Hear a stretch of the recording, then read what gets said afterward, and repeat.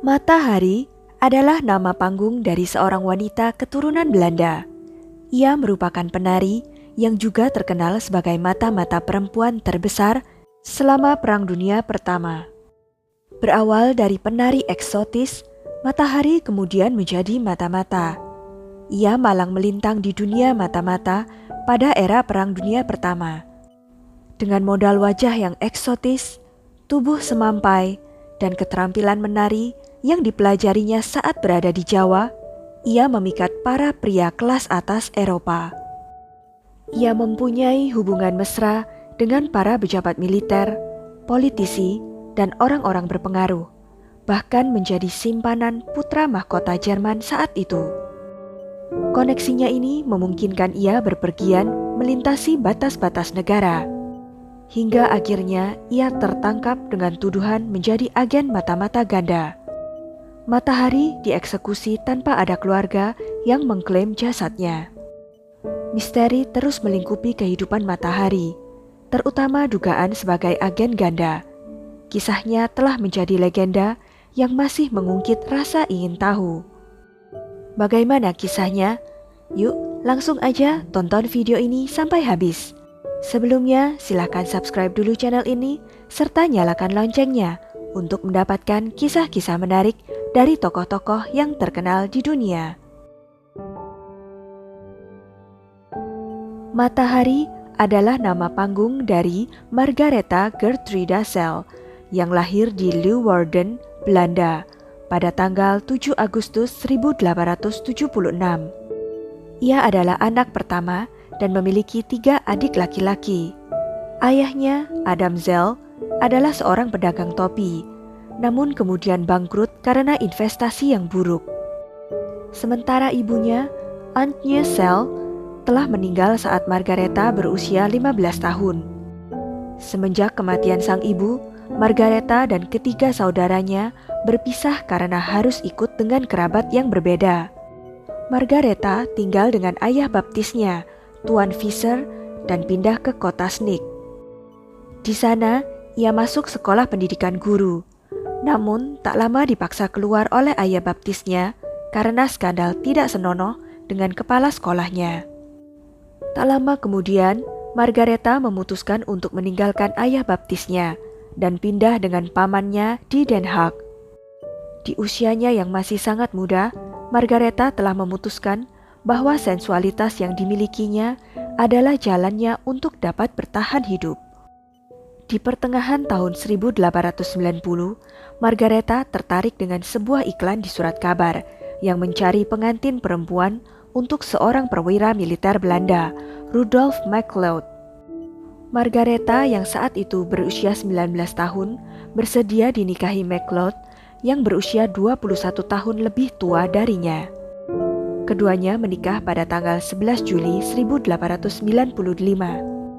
Pernikahan itu membawa takdirnya ke Jawa, negeri salah satu leluhurnya. Mereka tinggal di Ambarawa, Jawa Tengah. Mereka juga pernah tinggal di Sumatera. Di Jawa, Margaretha menemukan dunianya, yakni belajar tarian Jawa, dan tidak seperti nyonya-nyonya Belanda lainnya, ia gemar memakai sarung.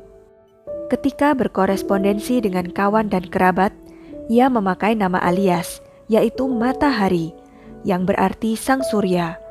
Kelak nama itulah yang membuatnya populer dan dikenal dunia. Selama 9 tahun pernikahan mereka, Margaretha melahirkan 2 anak, seorang putra dan seorang perempuan. Namun malang, kehidupannya di Indonesia jauh dari membahagiakan. Anak laki-lakinya meninggal setelah diduga diracun oleh salah seorang pekerjanya. Kemudian pada tahun 1904, ia bercerai dengan suaminya yang gemar mabuk dan main perempuan, sekaligus terlalu cemburu dengan pesona yang dimiliki istrinya itu. MacLeod membawa putri mereka, sementara Margaretha yang telah menjadi janda pindah ke Paris. Di Paris inilah kehidupan Margaretha mulai berubah drastis. Ia menjadi simpanan seorang diplomat Perancis dan dirinya memutuskan untuk menjadi seorang penari.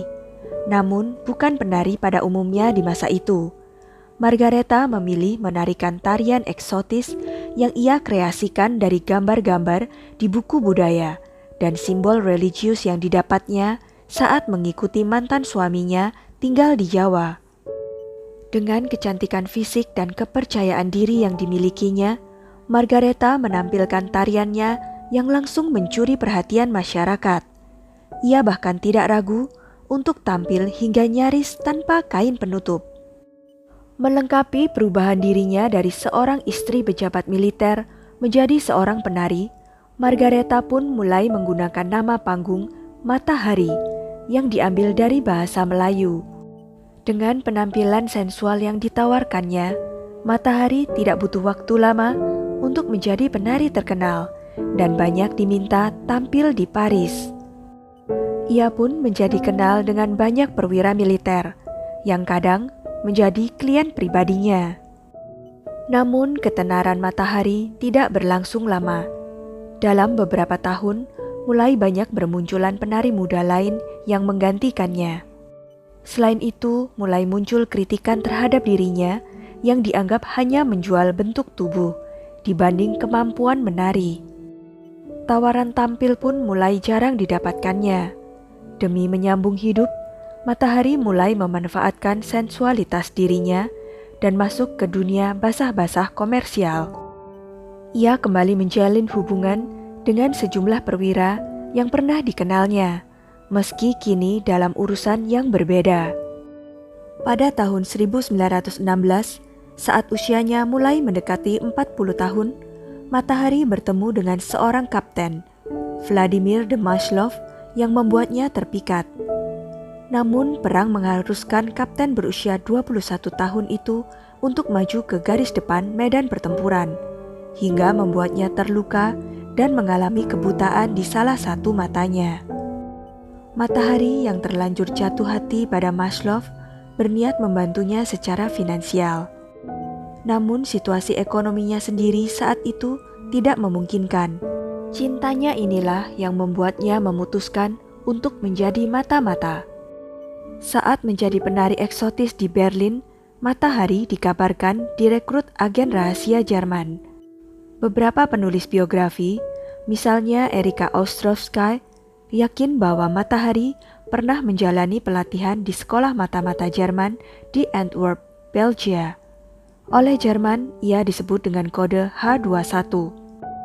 Pada saat yang sama, datang tawaran dari pihak intelijen Prancis untuk menjadi mata-mata dan ingin Matahari mencuri informasi dari para perwira Jerman.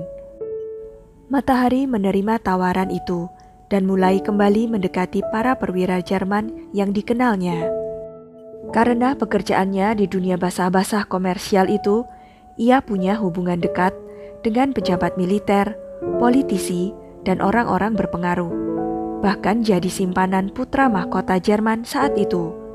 Koneksinya inilah yang memungkinkan ia bepergian melintasi batas-batas negara. Di tengah situasi dunia yang tengah berkecamuk karena Perang Dunia Pertama, Matahari yang berkewarganegaraan Belanda ini dapat dengan mudah berpindah dari Jerman dan Paris. Hal tersebut akhirnya turut disadari oleh pihak intelijen Inggris dan Perancis yang kemudian mulai menempatkannya dalam pengawasan. Sekitar awal tahun 1917, Matahari bertemu dengan seorang atase Jerman, menyampaikan sedikit rumor terkait militer Perancis dan berharap mendapatkan informasi sebagai imbalannya. Namun belum sampai berhasil mendapatkan informasi yang diharapkan, Matahari justru ditangkap pihak Perancis dan dituduh telah menjadi agen ganda.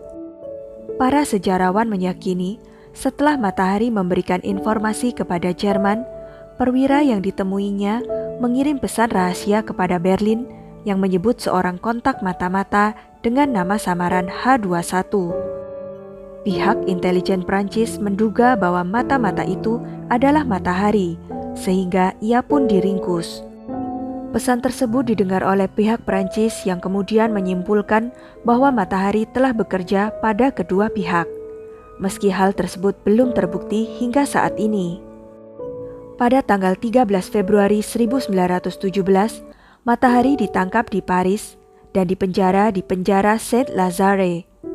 Selama penyelidikan yang dipimpin Kapten Pierre Bouchardon, Matahari membantah telah mengkhianati Perancis dan bekerja untuk Jerman. Akan tetapi, karena pengakuannya yang menyatakan dirinya pernah menerima bayaran dari seorang diplomat Jerman, pengadilan memutuskan Matahari bersalah dan menjatuhkan hukuman mati. Matahari melakukan pembelaan bahwa pembayaran tersebut diberikan atas jasa pelayanan kamar yang diberikannya. Namun pihak pengadilan tidak menanggapinya. Kasus Matahari menjadi salah satu dari sekian banyak kasus tuduhan mata-mata yang dijatuhkan militer Perancis sebagai kambing hitam atas kekalahannya dalam Perang Dunia Pertama. Pada tanggal 15 Oktober 1917, dengan berpakaian hitam-hitam, Matahari menghadapi 15 regu tembak di Vincennes. Ia menolak ditutup matanya sebelum dieksekusi. Sebuah peluru menembus jantungnya. Satu peluru lainnya ditembakkan ke telinganya, menembus batok kepala. Akhirnya salah satu mata-mata paling terkenal dalam sejarah itu pun meninggal. Setelah dieksekusi, tidak ada keluarga yang mengklaim jenazahnya. Tubuh Matahari berakhir di meja praktek Fakultas Kedokteran, sementara kepalanya disimpan di Museum Anatomi Paris. Pada tahun 2000, diketahui bahwa kepala itu menghilang. Mungkin raib saat museum itu dipindahkan pada tahun 1954. Sekian kisah dari Matahari, salah satu mata-mata perempuan paling terkenal di dunia. Jangan lupa untuk klik like, share, subscribe, dan komen ya. Sampai jumpa lagi di video-video selanjutnya.